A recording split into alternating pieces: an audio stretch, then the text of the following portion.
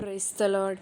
చిరకాలము నాతో ఉంటానని, క్షణమైనా వీడిపోలేదని, నీలో నన్ను చేర్చుకున్నావని, తండ్రితో ఏకమై ఉన్నామని, ఆనందగానమునే పాడనా, ఆనందగానమునే పాడనా, ఏదైనా నాకున్న సంతోషము నీతోనే కలిగున్న అనుబంధమే.